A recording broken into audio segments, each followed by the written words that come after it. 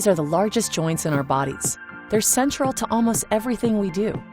So if you or a loved one is suffering from arthritis or an injury to the knee, the resulting pain, stiffness, and swelling can feel debilitating. But you're not alone.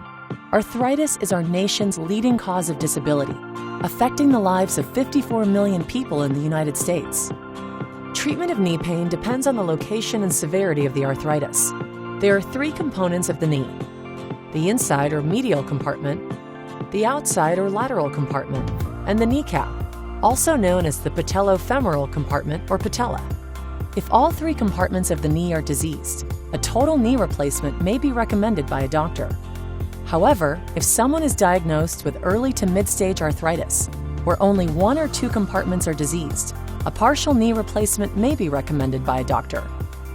Partial knee replacement allows surgeons to replace only the arthritic compartment of the knee, which may help minimize trauma to the healthy bone, tissue, and ligaments that surround the knee.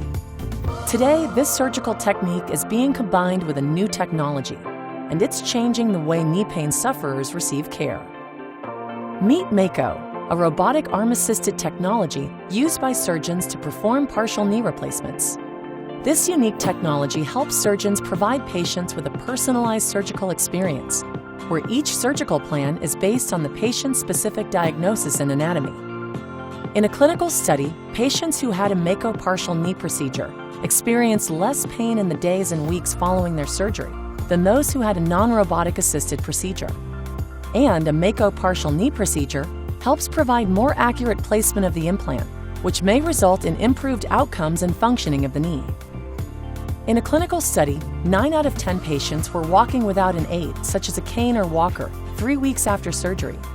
At 6 weeks, more than 85% returned to work.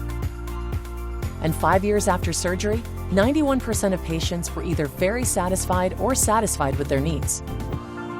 Let's take a look at how the technology works. It begins with a CT scan of the knee joint. A CT scan is a series of X-rays taken at different angles that can help surgeons see things that they can't typically see with an X-ray alone. The CT scan data is used to generate a 3D virtual model of the patient's unique anatomy. This virtual model is loaded into the Mako system software and is used to create the personalized preoperative plan. Prior to surgery, the surgeon reviews the plan size and placement of the implant. If necessary, the surgeon modifies the preoperative plan. During surgery, the surgeon locates points on the knee in order to register the anatomy in the Mako system.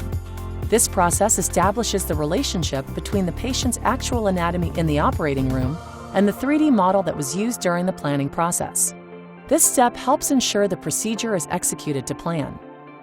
Once the anatomy is registered to the 3D model, the surgeon has the flexibility to modify the preoperative plan based on their assessment of the patient's anatomy and range of motion.